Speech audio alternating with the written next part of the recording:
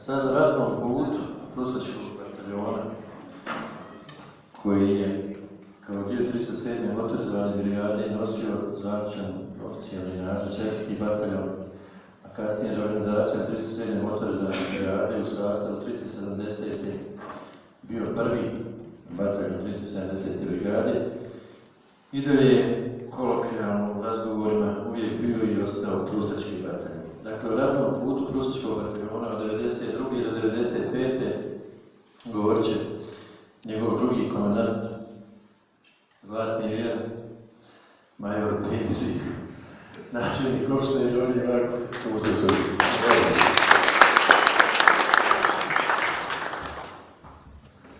Hvala za ovu mail. Selam vas, pozdravljam sve skupa. Evo kako reče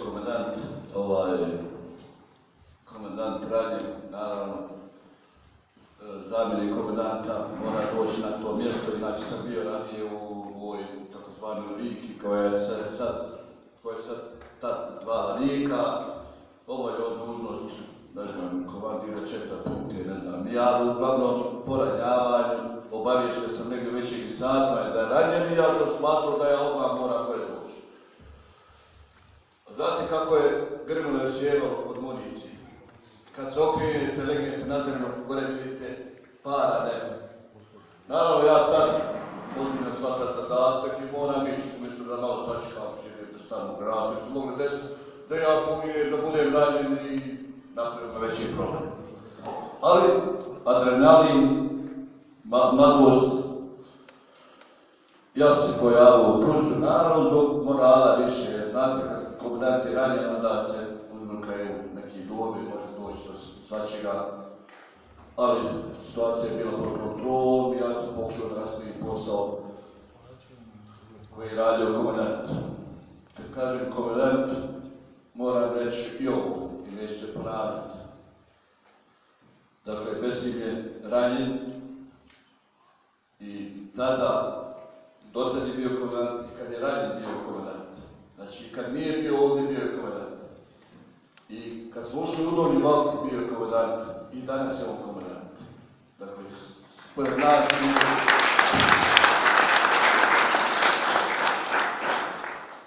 znači, 20 godina poslije rata, on je komandant, pa za mene ja ovo govorim iz svog ugla, jer je ovo viđenje nas pojedinaca. Moram naglasiti da smo nastavili raditi i da smo prednjačili u svim tim aktivnostima oko organizacije vojske. Ja ću govoriti samo o vojske, jer ja stvarno nisam imao doticaja sa ovom civilnom organima, nego sam se bavio isključivo vojnim pitanjem. Zapravo odbranom, koliko je to vojno pitanje.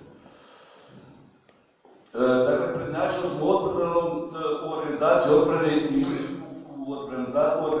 u odbranu je bio uključen skoro svi mještani Pruse. Dakle, žene, djevojke, starci, nesposobni, bez noge, bez ruke, bez oka, svi su bili uključeni u odbranu i svima je trebalo naći odgovarajuće mjesto.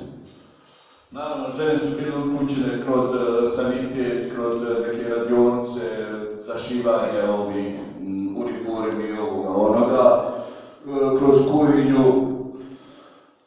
Stari vojnici, to mi zvali 4 deda, to su bili ljudi od 60 do možda čak 75 godina, koji su uglavnom radili stražno prekodavno dok je ova omladna odmarna. I to ste mogli vidjeti ovdje na ove telopu te slike.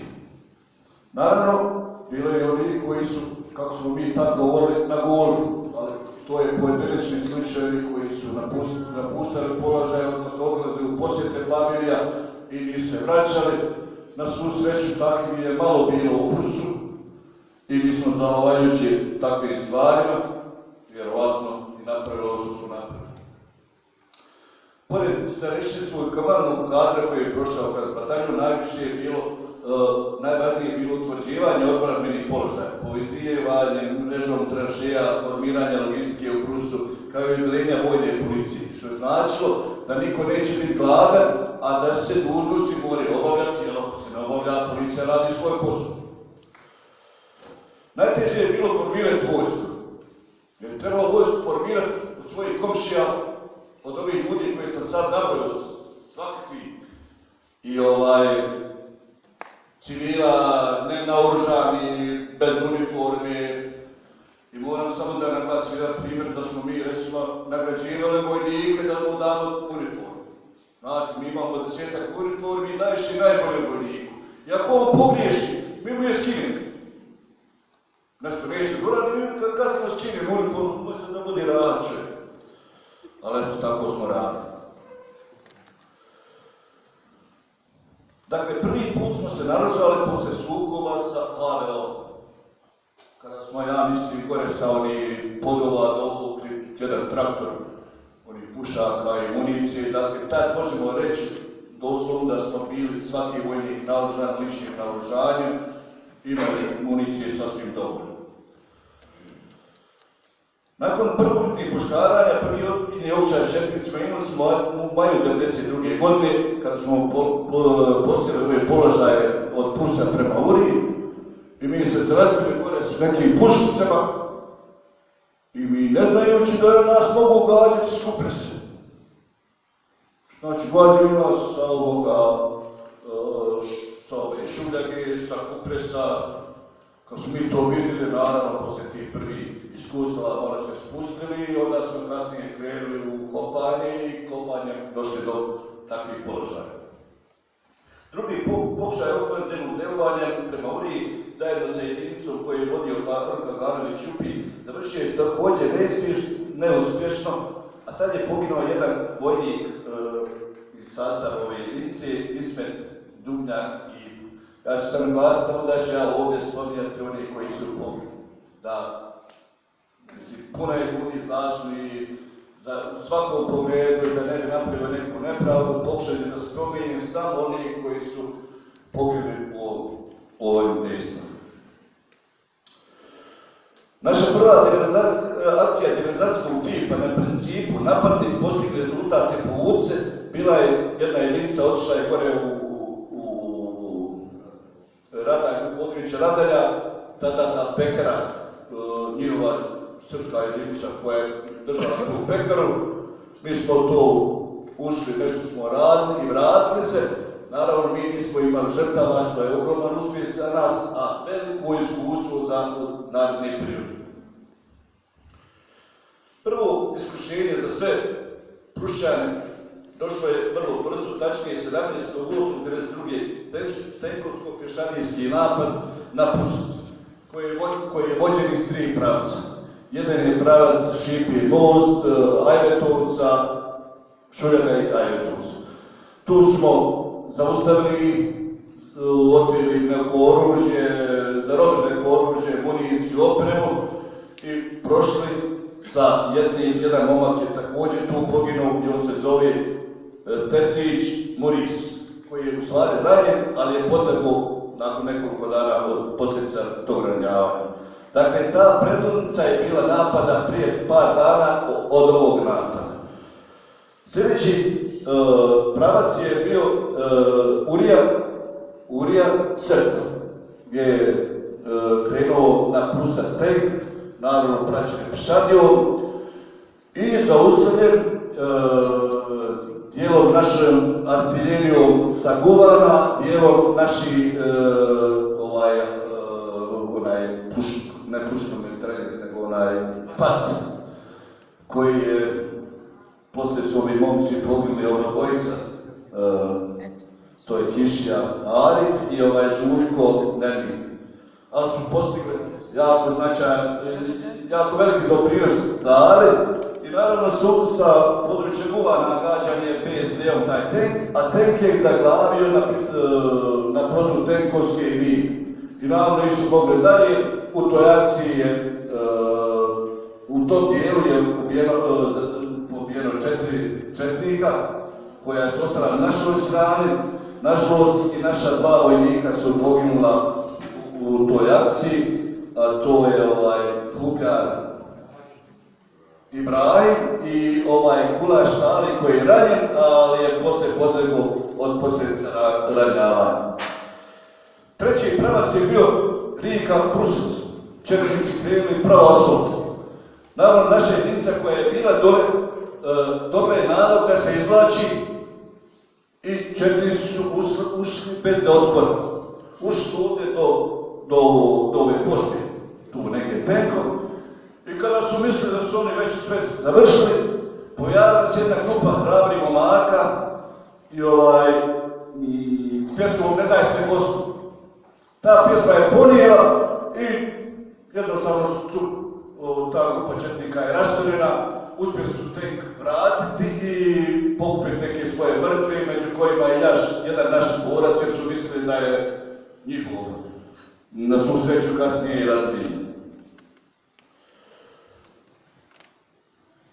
Poslije toga, samo da kažemo šta je značilo taj napad za Srbe. Vjerovatno oni zbog tog napada nisu nikad ni krenuli više, bez obzira na ova naređenja koja je kolega govorio. U jednoj radio emisiji Srbobran, gdje pitaju nekog vojnika, ne znam koji je, u Prusu kaže, desio se taj kobni Prusec. Ako je tako koban, sigurno su imali ogromne žrtve. I to je bilo posljedica da oni nas više nikad ne napadnu direktno u ovi pokušaj.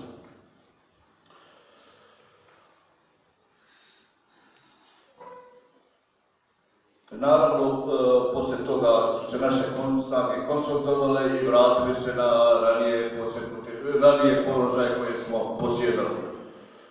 Iskustvo iz naprijed nevednijih ofanziva je stava jako dobro došlo od presjeći sukoba sa HVO, jer su naše snage uzele učešće preko Crvenih Glibova, Porića, Gaja, prva, druga bojna, Crnički podovi i to učestvovali totalno slovo snaga HVO na području Bugojna, naravno uz velike žrtve na svim stranama, potoke krvi. Nažalost, tu je poginulo i dva naša vojnika, jedan je Kelić Murir i drugi je Elkaz Reklik.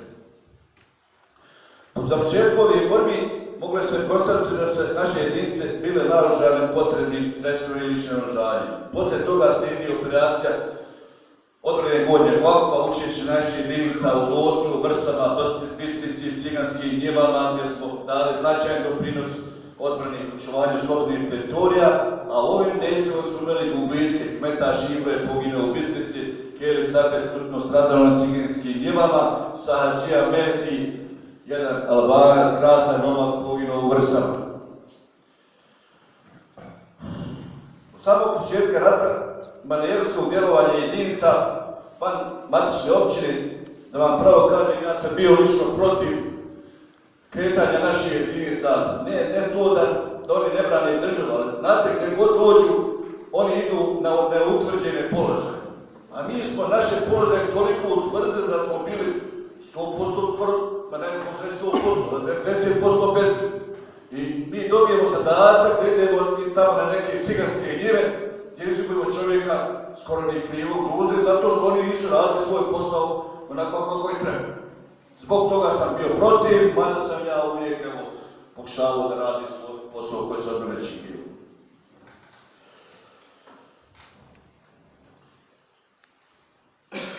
Poslije potpisivanja primjere sa HVO-om i našim sporazumom, ponovno se teško uspjelo nastaviti na oslobodilačku borbu i jednog srpskog agresora. Najznačajnija akcija ofenzivnog dejstva, akcija diverzantskog tipa, posjedanje osvojenih položaja, desila se na Maloj Šuljagi u martu negdje 1994. Da ukratko kažem što je to bilo, znači mi smo krenuli u akciju, a da bi akcija bila uspješna, moraju se neke stvari posložiti. Moramo malo imati sreće, mudrosti, sve i naravno najviše hrabrosti. Mi smo imali sreće da znamo za jednog momka koji je bio šumar po profesiji inženjer i koji je ulazio u srpske položaje ranije. Ja sam došao do tog podatka i kad smo mi spremili akciju, pitao sam čovjeka Bilna, uveo te jedinice. Naravno čovjek je pristao i on je uveo naše jedinice i rasporedio ih gore.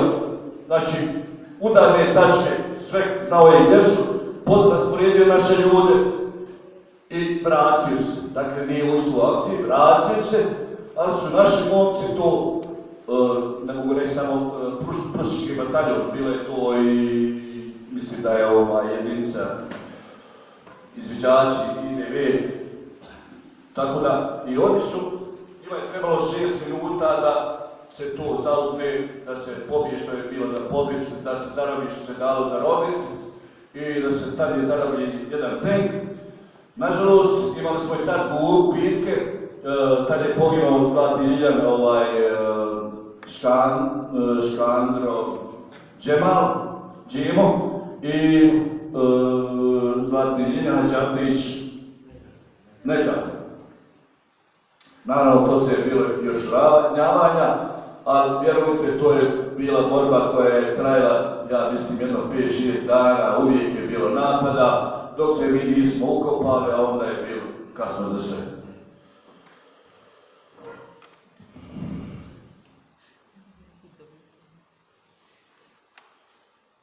Naravno, tu je u pripremi te akcije poginuo je i Almedin Žuljko. Ovladavanje Malom Žuljegom imalo je presudno značaj za kasnije planiranje ofanzivnih dejstava sa ciljem oslobađanja Kupresa. Neposredno poslije posjedanja Male Žuljege nastavilo se neredovnim aktivnostima. A u nas redovne aktivnosti bili utvrđivanje položaja, kopanje i kopanje prema neprijatelju.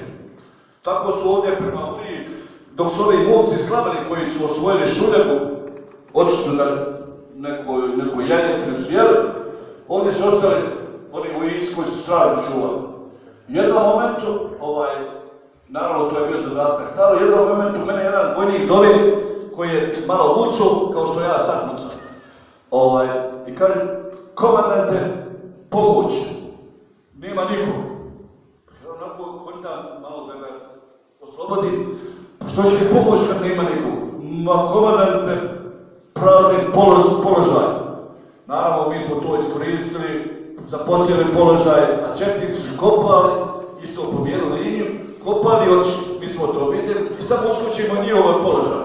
Organizujemo, sačekamo, podirimo. Evo, također je bilo tu na našoj strani 4 četnika koje ste također mogli ovdje vidjeti. Bilo je još neki ranjeni koji su sigurno ostali na njihovoj strani.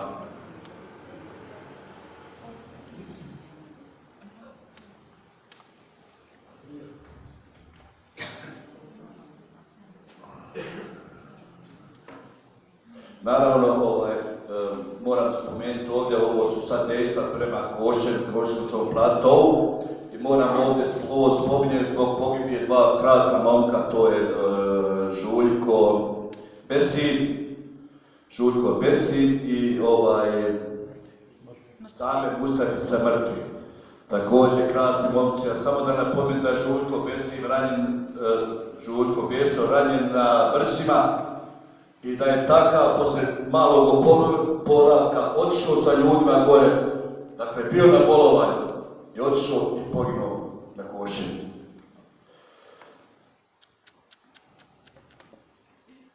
Dakle, naše jedinice su također učestvovale, samo da kažemo, u borbnim dejstvima na Kupresu,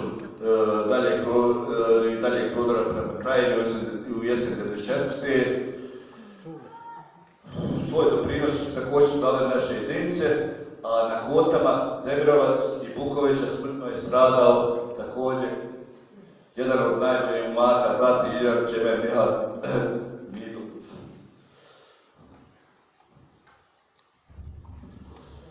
Dio snaga našeg bataljona učestvuje u operacijama deblokade Sarajeva i kasnije u operacijama oslobađanja Vlašća u proljeću 1995. godine.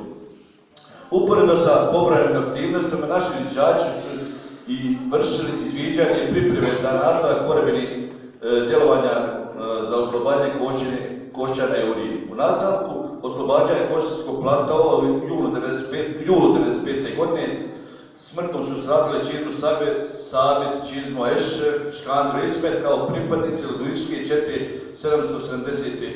slavne Grske brigade. Ovim dejstvima potpuno je zaposljedno Košćanski plato, rejon bazena, Selevice, Ilići, Telovačka kuća. Uporedo je izvedena akcija oslobađanja položaja na Uri, koja je završena uspješno.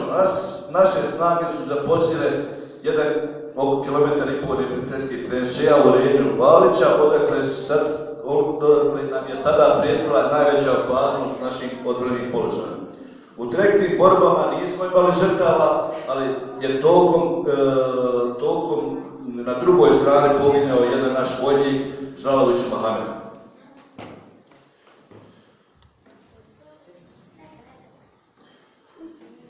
Pomjeranjem položaja agresora na Koševnoj Uri te povoljnim razvojem situacije na drugim ratištima u zoni Dvore, Sjetog korpusa armije Bosne i Hercegovine stvoreni su preduvjeti za početak slobodičkog djelovanja prema Donje Valfu i dalje.